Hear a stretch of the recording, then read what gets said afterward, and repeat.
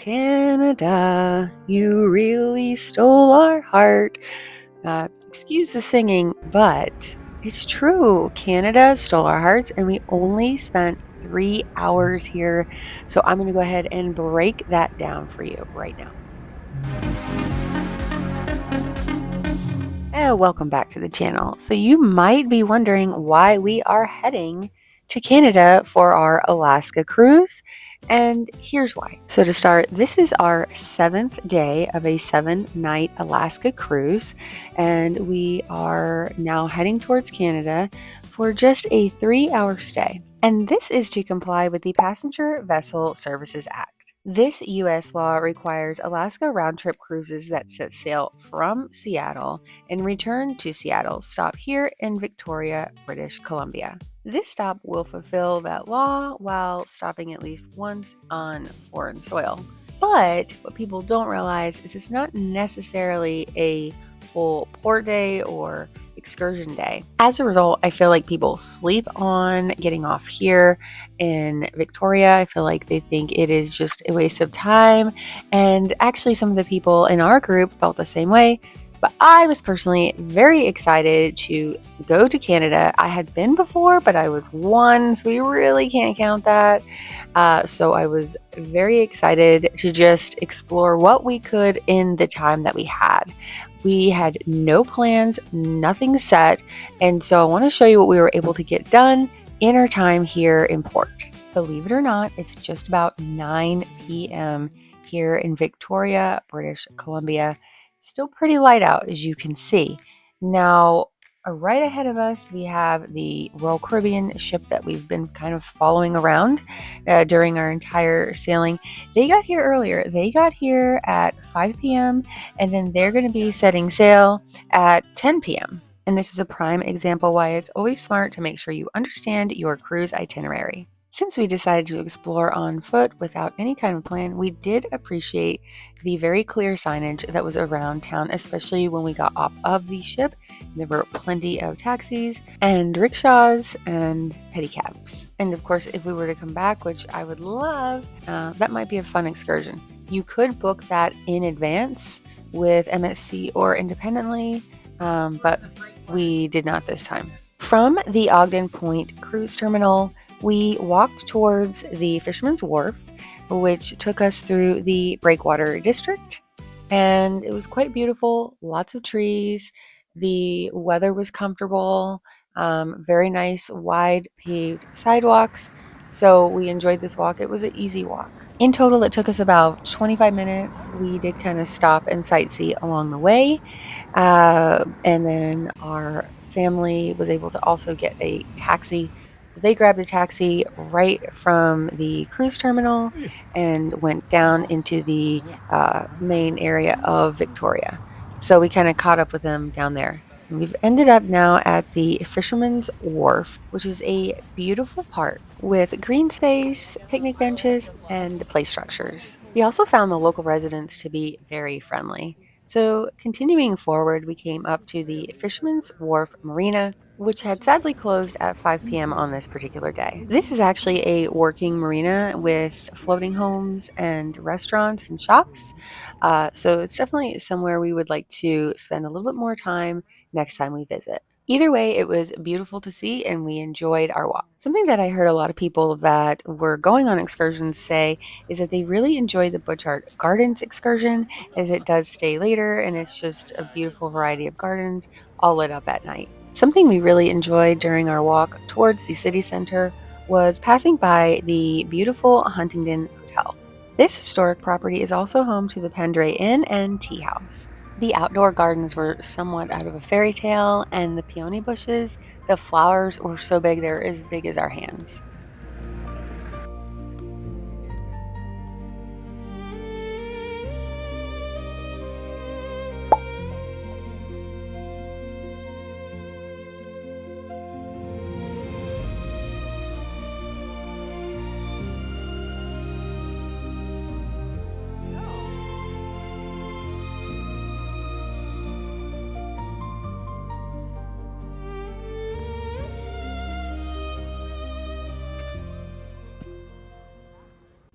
Next, we walked by another small park called Quadra Park on our way towards the city center, and this is located in one of the historic districts of Victoria.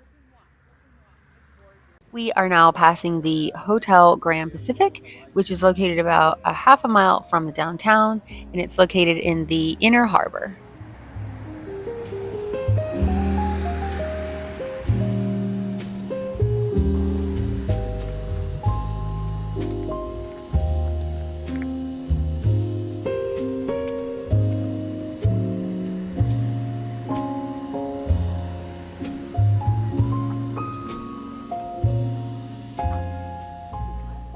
So, after about a 30 to 40-minute leisurely stroll, we have arrived to the British Columbia Parliament building.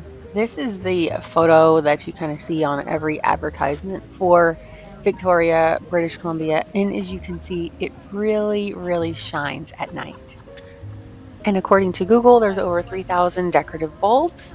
This tradition is a nightly light display that has roots going back all the way to 1897. Here in Victoria, you can also book a horse and carriage ride through the town. There were also sightseeing tours happening. As you can see, this town really caters to the people that are coming in later in the evening.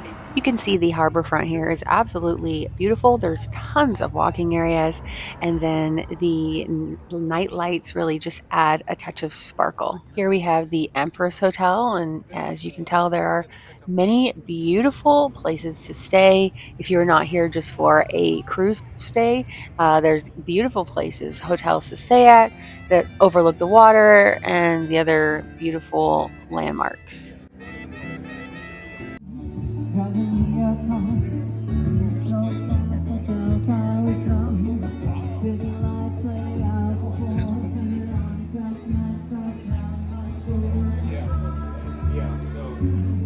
We found that most of the shops were already closed, but there were plenty of eateries that were still open and available for business.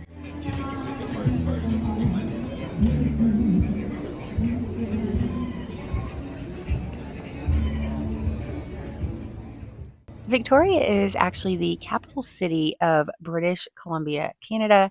Something that we found interesting here while walking around was the fact that there were seagulls since we are so close to the water, but seeing seagulls out late at night and hearing them was just a different experience. But as you can see, the architecture here is so beautiful. Everything was really, really clean, and it's a great place to get out and walk and just sightsee and take in the music and the sights.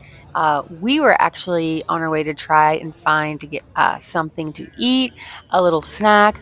The girls were able to find a restaurant for a snack, and so I was personally on the hunt for some poutine because when you're in Canada, you have to have poutine, right? That's the thing. So we were drawn in by the live music here at the Irish Times pub.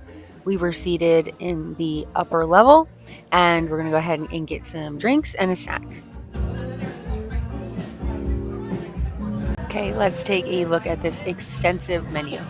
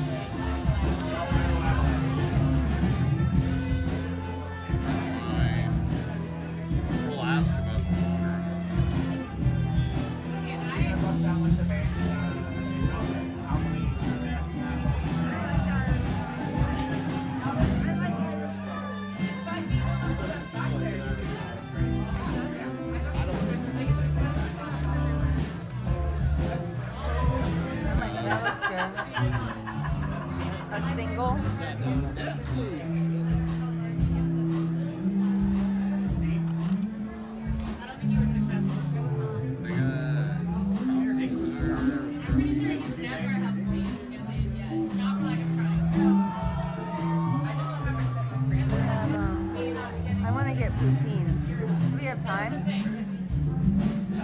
So, poutine is a classic Canadian dish with French fries, and then they cover it with cheese curds and gravy. I also ordered the Irish coffee.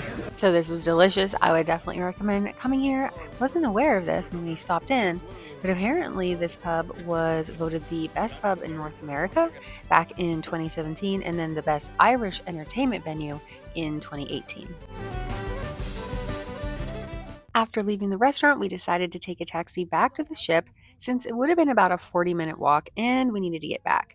The taxis were easy to find and the ride only took about 15 minutes. We all enjoyed our time here and it was honestly one of our favorite stops, which was a bit of a surprise. Once we got back to the cruise terminal, we grabbed a few last nighttime shots of our ship, the MSC Alaskan, while it was docked.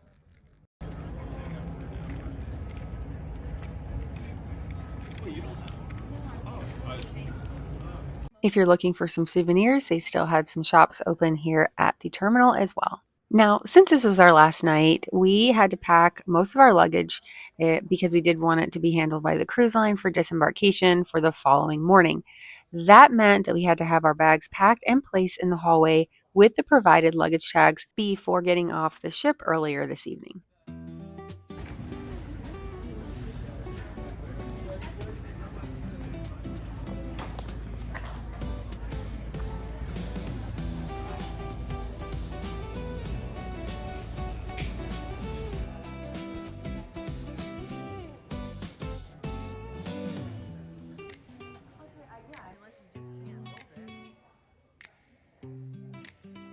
Here's one last shot of the Canada sign and our beautiful ship waiting here for us. After a short wait, we were back on board, and be sure to stay tuned for part 4 of our Alaska cruise series, where I'm going to be recapping our entire cruise experience and I'll be sharing our last few days on board. I'm also curious to know if this video has convinced you to explore Victoria, even if you only had a few hours. Thanks so much for watching, and I'll see you in the next video.